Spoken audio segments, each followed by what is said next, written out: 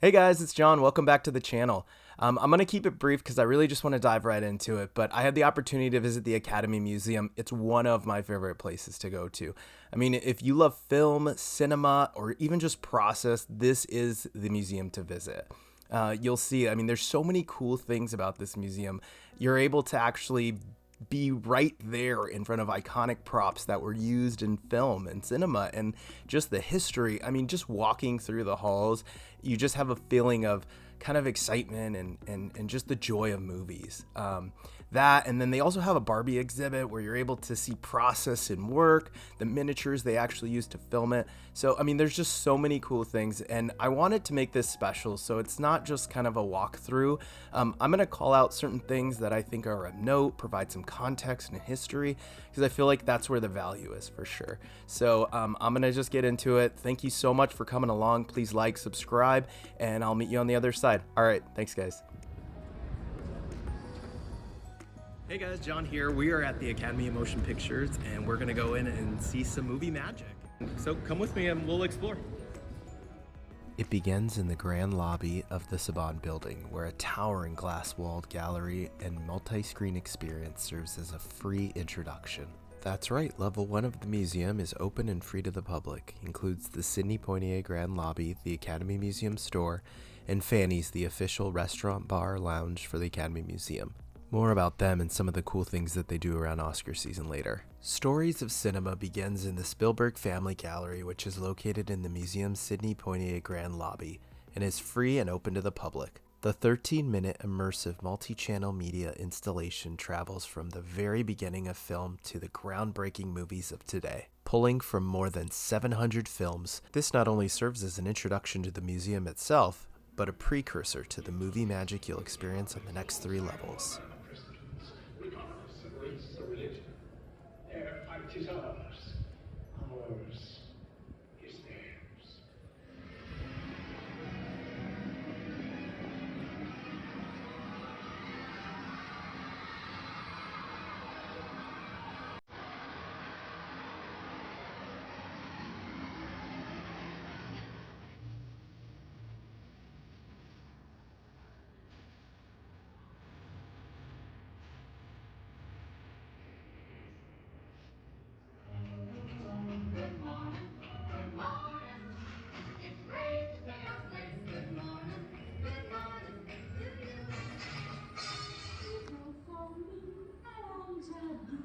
But if you're hard to get a go for you.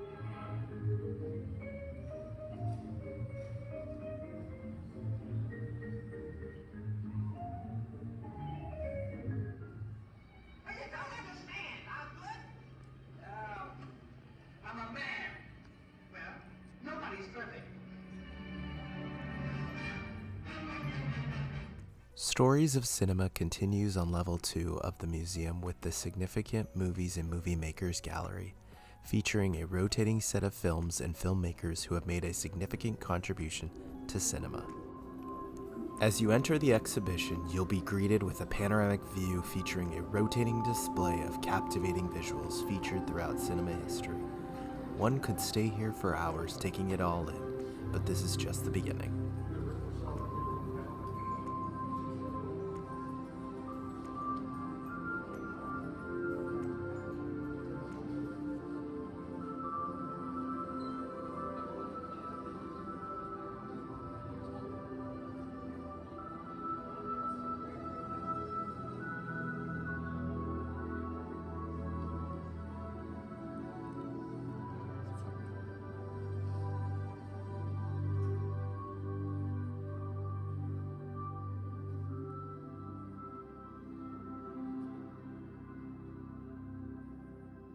This level of the exhibition also highlights all the craft that goes into movie making, including screenwriting, costume design, hairstyling, makeup, cinematography, editing, and more. As you continue through the exhibition, you'll enter in the world of Casablanca. Here you'll see props that were actually used during the filming of this masterpiece. Also featured in this room is the iconic globe that opens the film.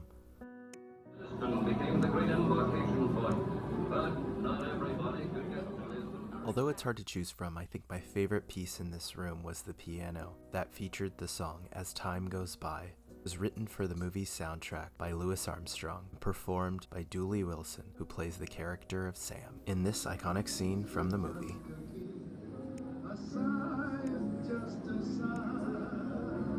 Yes, monsieur. I reserve the table. Victor Laszlo.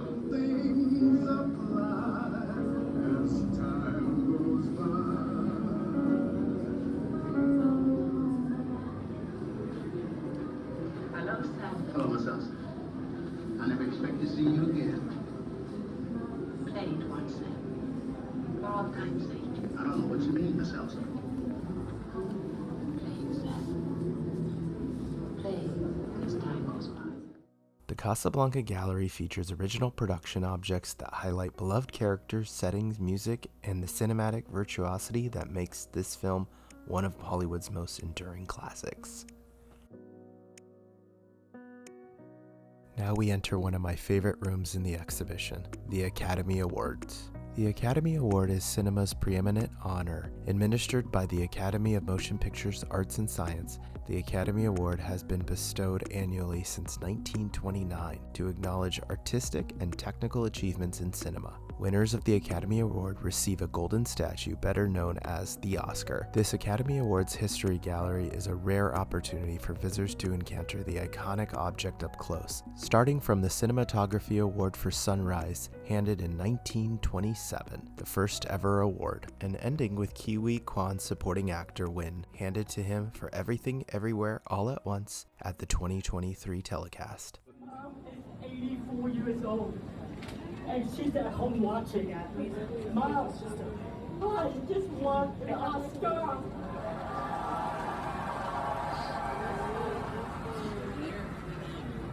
My journey started on a boat. I spent a year in a refugee camp, and somehow I ended up here on Hollywood's biggest stage. They say stories like this always happen in the movies. I cannot believe it's happening to me. A spherical gallery draped in floor-to-ceiling gold contains 20 key Oscar statues.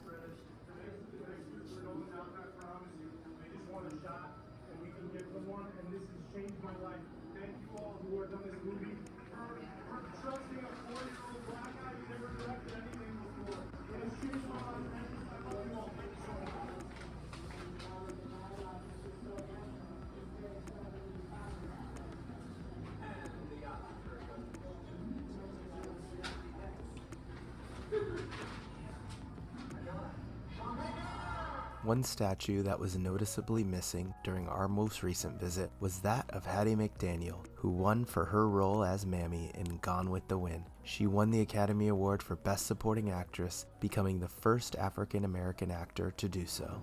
And I want to thank each one of you who had a part in selecting me for one of the awards. For your kindness, it has made me feel very, very humble. And I shall always hold it as a beacon for anything that I may be able to do in the future. I sincerely hope I shall always be a credit to my race and to the motion picture industry. My heart is too full to tell you just how I feel. And may I say thank you.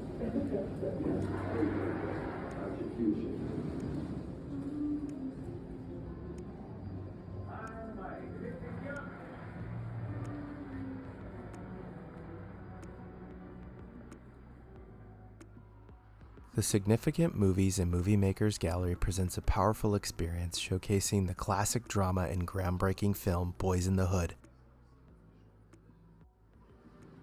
Either they don't know, don't show, or don't care about what's going on in the hood. The Boyz n the Hood Gallery explores the movie's groundbreaking depiction of Black life in South Central Los Angeles, as well as the lasting impact in popular culture. The space highlights late great writer and director John Singleton's unique vision for the film, for which he became both the first African American and the youngest person ever to be nominated for an Academy Award for Best Director. The gallery also spotlights the cast and crew, including Cuba Gooding Jr., Ice Cube, Morris Chestnut, Lawrence Fishburne, and Angela Bassett, showing the pivotal role the film played not only on their careers, but also for a new generation of Black talent in Hollywood.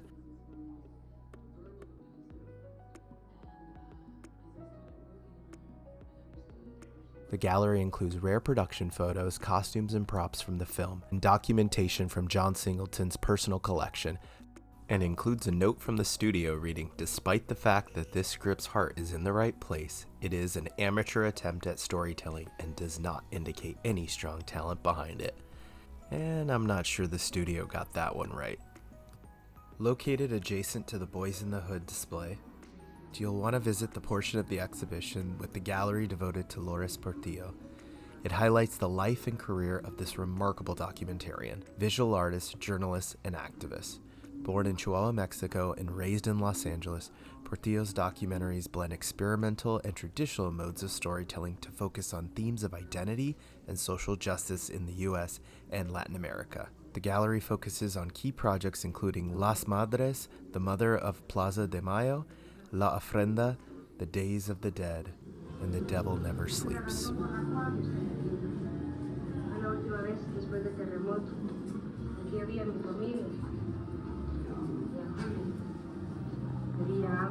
It's a beautifully curated gallery, enriched with culture.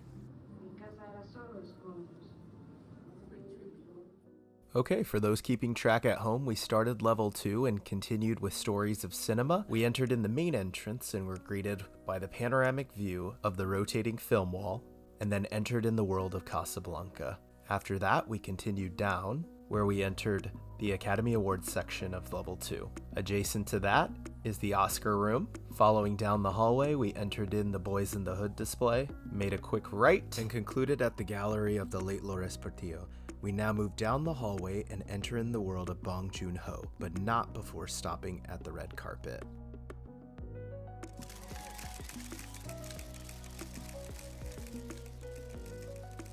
Before exiting Stories of Cinema Academy Awards history, you'll have one last chance to take it all in. Here you'll find a step and repeat indicative of the Academy Awards ceremony, and even be able to snap a pic as flashing lights take the depiction of photographers on the red carpet.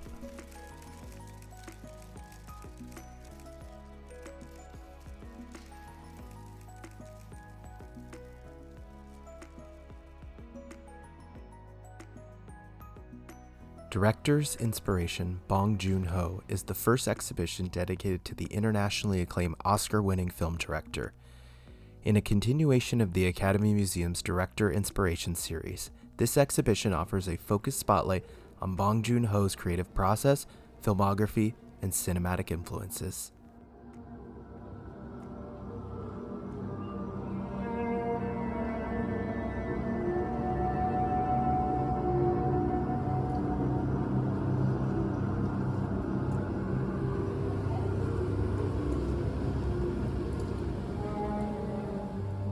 A hallway of iconic movie posters sets the stage and serves as some key influences that help to inspire this revolutionary filmmaker.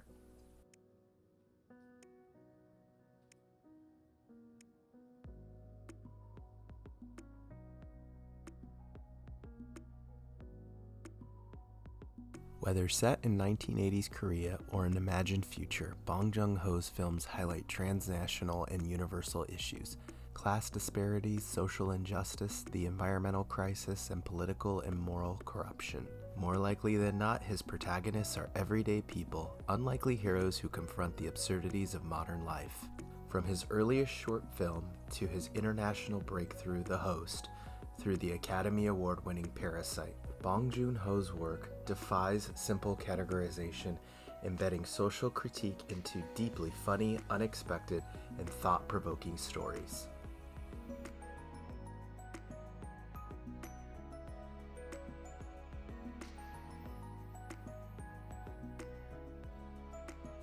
With unprecedented access to the filmmaker's archive and personal collection, the exhibition features over 100 original objects, including storyboards, research materials, film posters, concept art, creature models, props, and on-set photographs. But perhaps one of the coolest features of this exhibit is seeing the process and what goes into taking a storyboard frame and adapting it into cinema magic.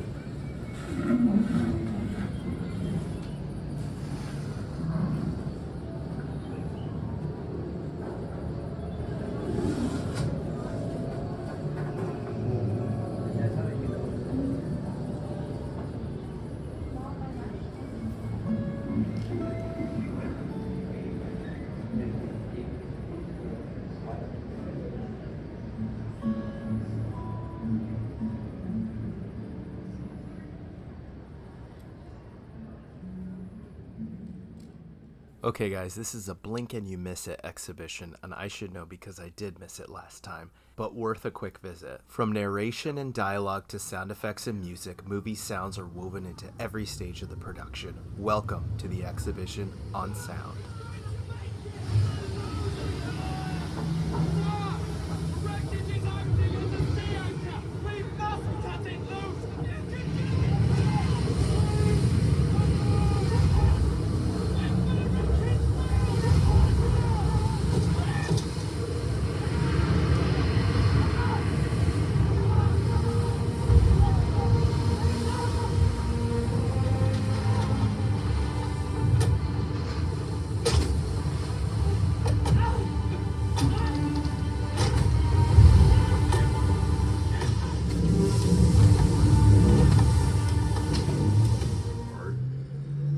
As if you're just hearing the natural sounds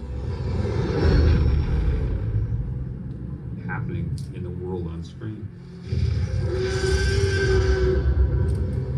It's subliminal, and it's a purely emotional way of thinking about a movie. It's stealthy sound work. It's flying under the radar. It's understated. But what sound adds to picture is so exhilarating that I just was hooked and pretty much never looked back. But ultimately, it's the contribution of dozens of sound people who collaborate behind the scenes to help tell the story. It starts with the original production recording on the set. My responsibility is to capture that performance as naturally as possible to support the picture and the story. Right next to the exhibition on sound is the exhibition on image. Cinema relies on imagery to tell stories effectively. From styling a location to framing a shot, the production design team and the cinematographer collaborate to create the look. So she would look smaller. So that somehow created a very strange feeling of hostility in the real world. Meanwhile, in the fantasy, everything is organic, it's red, it's golden, curved. And so those were the concepts that we end up using in order to make the difference in between both worlds.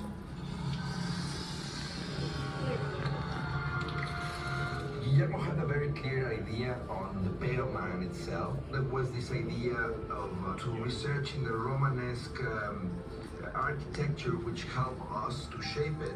And then we decided that we wanted a lot of these round or organic elements in combination with some strong structures, let's say, like columns and things. But we wanted to look very old, like very ancient, and then these details that somehow tell the story without really telling it literally. Like, for example, I remember I saw.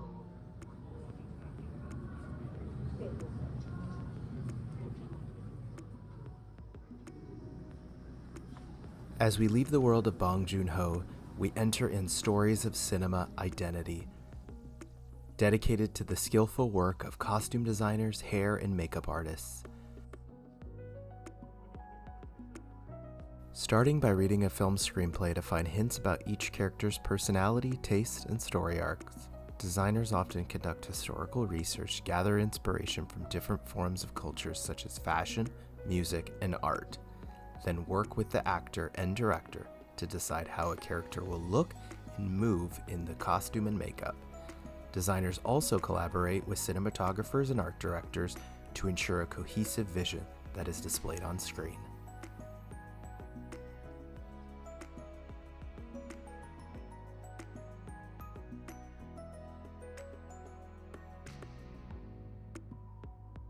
Some notable costumes from this gallery include An American in Paris, Sweeney Todd, Moulin Rouge, Barbie, and The Wizard of Oz, as well as Amadeus, Dreamgirls, and Ma Rainey's Black Bottom.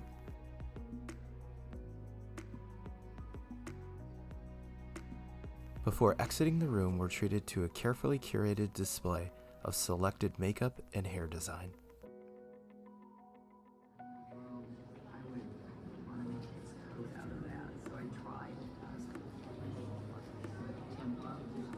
So I started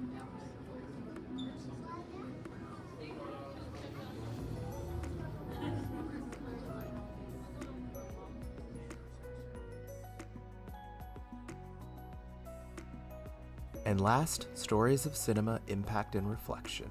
Impact and Reflection weaves together film stills and excerpts, posters, archival photographs, and more to highlight filmmaking as a conduit for critical reflection and cultural change.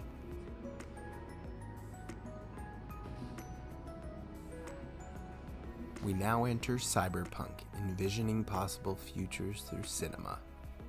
This gallery examines the global impact and lasting influence of the science fiction subgenre cyberpunk. Featuring an immersive media installation, the exhibition highlights cyberpunk's 20th century origins and the new global directions it has taken in the 21st century. At the exhibition's core is an immersive multimedia screen installation that showcases cyberpunk's worlds, sights, and sounds, with a voiceover scripted by writer-director Alex Rivera. The montage explores themes and visuals of cyberpunk and futuristic cinema. It chronicles cyberpunk films such as The Matrix, early influence such as Blade Runner, and fundamental animated features like Ghost in the Shell.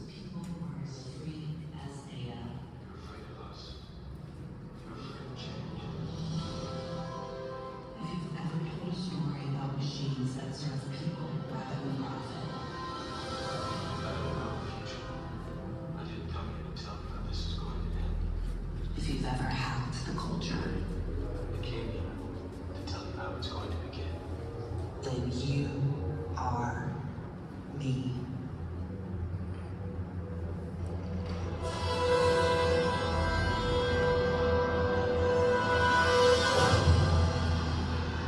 Algorithms.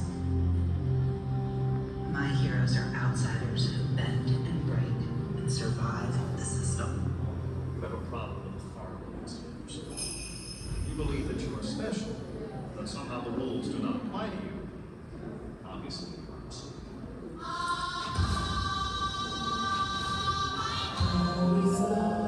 Dreamed of scientists, time travelers, and creatures who haunt the night.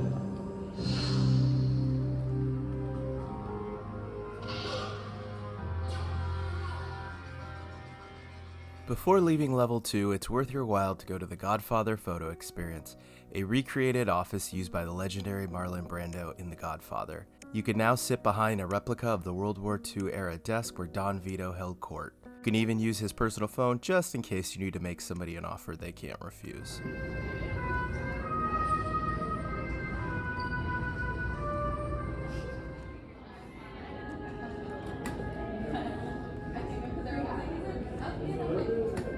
And as we leave level 2, we get ready for level 3, where we'll enter the world of Barbie, come face to face with some iconic movie characters, finish our tour of Cyberpunk, and stumble upon some hidden gems.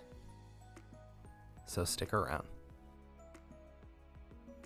Okay guys, that was part 1. I think my favorite part was the Oscars exhibit, but I also really appreciate the craft that goes into all of the work that Bong Joon Ho has done. But you know what? There's so many other cool things to see. Please click on the video that will take you to the next one. There we have the Barbie gallery, we have some of the iconic props, the Toy Story Zoetrope, and a lot of other really cool things that I was really surprised about. That's what's cool. It's always changing. So check it out and like, subscribe, and comment. Thanks.